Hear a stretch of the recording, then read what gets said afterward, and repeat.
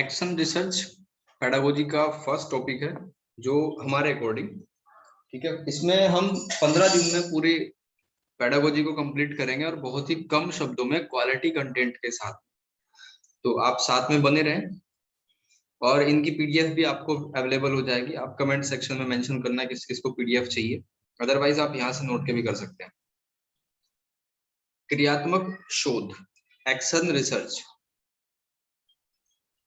Action research का M क्या होता है, इसका उद्देश्य क्या होता है? सामाजिक समस्याओं, व्यावसायिक समस्याओं, विद्यालय संबंधी समस्याओं का अध्ययन करना और इसका समाधान ढूंढना। मतलब विद्यालय से सेंट्रिक होती है, विद्यालय सेंट्रिक होती है, स्कूल सेंट्रिक होती है, ज्यादा वाइडर इसका फील्ड होता नहीं। तो इस चीज को आगे पढ़ने वाले हैं हम। और यहाँ मैंने उन चीजों को नहीं लिखा जो आपके लिए यूजफुल नहीं थी।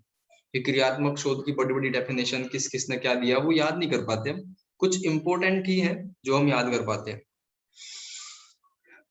इसकी एक परिभाषा स्टीफन एम कोरे ने दी थी कि एक्शन रिसर्च वो प्रक्रिया है जिसके द्वारा, मैं थोड़ा इसको जूम कर देता हूं,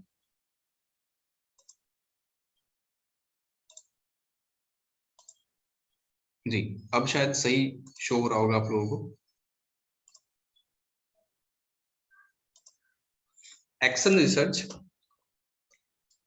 वो प्रक्रिया है जिसके द्वारा व्यवहारिक कार्यकर्ता वैज्ञानिक ढंग से अपनी समस्याओं का अध्ययन, अपने निर्णय और क्रियाओं में निर्देशन, सुधार एवं मूल्यांकन करता है। मतलब इन कम शब्दों में पूरा प्रोसेस एक्सप्लेन कर दिया, सारे स्टेप्स एक्सप्लेन कर दिए स्टीफन एम कोरे। सेकंड डेफिनेशन है क्रियात्मक अनुसंधान उस क्रिया का अंश होता है जिसका लक्ष्य विद्यमान अवस्था को परिवर्तित करना है। ये किसने कहा था? हार्ट एवं गुड ने कहा था। अब विशेषताएं अगर देखी जाए इसकी, ये एक व्यावहारिक अनुसंधान है, प्रैक्टिकल है, ठीक है, क्योंकि एक्शन रिसर्च में क्या होता है, तात्कालिक समस्या आई और उसको सोल्व करने के लिए हमने प्लान बनाया जिसको एक्शन प्लान कहा, ठीक है, एक्शन रिसर्च कहा। तो उसमें क्या करेंगे, समस्या को समझ के उसका समाधान खोजा जाता है जिसके सुधार के संबंध में नीतियों का निर्धारण होता है। इसके बाद वस्तुपरक अध्ययन पद्धति का उपयोग होता है। वस्तुपरक अध्ययन पद्धति का प्रयोग, एक्शन रिसर्च प्रयत्न मूल प्रक्रम पर आधारित नहीं होता, बल्कि यह एक लक्ष्यपूर्ण और विवेकपूर्ण अध्ययन होता है जिसके आधार पर, जिसका आधार जो होता है वो पूर्वाग्रह रहित होता है। मतलब कि पहले क्या चीजें होती थी, कोई पूर्वाग्रह नहीं रख सकते हम, हमें लेटेस्ट अपडेट रहना, प्रैक्टिकली उसको सिचुएशन को समझना है। थर्ड, साइक्लिक प्रोसेस, ये एक साइक्लिक प्रोसेस होता है, मतलब कि गलतियां होंगी एक एक्शन रिसर्च में, उसका बाद में दूसरी जब एक्शन रिसर्च होगी उसमें उसको सुधारा जाएगा, फिर उसमें कुछ रह जाएगी, ऐसे ही साइकिल चलता रहता है। तात्कालिक समस्याओं पर आधारित होता है, ये एमसीक्यू में बहुत पूछा जाता है, तात्कालिक समस्याओं पर आधारित, तो इस वर्ड को आप ध्यान रखें। एक्शन रिसर्च में प्राप्त कंक्लूजन संबंधित संस्था की तात्कालिक समस्या पर बेस्ड होता है, ऐसे कंक्लूजन दूरगामी नहीं होते। ये भी वर्ड मोस्ट इंपोर्टेंट है, दूरगामी नहीं होते, ठीक है, ये वाला। समस्या अनुपस्थित अनुसंधान, एक्शन रिसर्च में विशेष बल संबंधित समस्या के अध्ययन तथा समाधान तक ही सीमित है। कोई बड़ा इनोवेशन, मतलब एक्शन रिसर्च से आप किसी बड़े, आपकी कोई रिसर्च हो जाएगी, कोई डिस्कवरी हो जाएगी, इसकी अपेक्षा ना करेंगे। तो स्कूल के बेस्ड होता है, कभी कभी स्टूडेंट्स में झगड़े हो रहे हैं तो क्यों हो रहे हैं, कोई स्टूडेंट सीख नहीं पा रहा तो क्यों नहीं सीख पा रहा, स्कूल का मैनेजमेंट ढंग से नहीं हो पा रहा तो क्यों नहीं हो पा रहा। तो कोई बड़ा इनोवेशन नहीं हो सकता, छोटी छोटी बातों पर बेस्ड होता है, जनतांत्रिक भावना पर आधारित, ठीक है, मिला जुला प्रयास होता है। इसके बाद इसके सोपान मोस्ट इंपोर्टेंट है। एंडरसन ने इसके सोपान यानी इसके स्टेप्स को डिस्क्राइब करा था सबसे पहले, उसमें आता है समस्या का विज्ञान। सबसे पहले समस्या का विज्ञान तो ले, क्या समस्या है एक्चुअली, फिर इसके बाद ये थर्ड वाला स्टेप यहाँ पे लिखा हुआ है और सेकंड वाला यहाँ, तो आप नोट्स जब बनाओगे तो अच्छे तरीके से देख लेना। कार्य के लिए प्रस्ताव पर विचार विमर्श, ये हमारा सेकंड स्टेप, ठीक है। अब कोई समस्या आई तो बैठ के उसकी मीटिंग होगी, उसमें क्या होगा, विचार, बहुत सारे विचार आएंगे, तो उन विचारों की छटनी होगी क्योंकि सारे विचार अनुकूल तो नहीं होते। थर्ड, क्रियात्मक परिकल्पना पर निर्माण, क्रियात्मक परिकल्पना का निर्माण करना, ठीक है। अब समस्या से रिलेटेड आउटलाइन बनाई जाएगी, विचारों की छटनी होगी, अब आउटलाइन बनेगी कि क्या करना है, कैसे करना है, कितना इसका टाइम रहने वाला है। फोर्थ मोस्ट इंपोर्टेंट है, सारे स्टेप एमसीक्यू में बहुत पूछा जाता है, काफी सारे टीचिंग एग्जाम में आते हैं। परिकल्पना की जांच, मतलब परिकल्पना अब बन चुकी है, आउटलाइन बन चुकी है, उसकी जांच होगी, ठीक है, हाइपोथेसिस की जांच होगी, उसकी योजना बनेगी। अब योजना क्रियान्वयन का टाइम आ चुका है, ठीक है। योजना क्रियान्वयन में तथ्य संकलन, इसमें क्या होगा, योजनाओं को मूर्त रूप प्रदान करा जाएगा। अब ग्राउंड पे काम होगा, ठीक है, अब सामने काम होगा, मूर्त रूप उनको दिया जाएगा।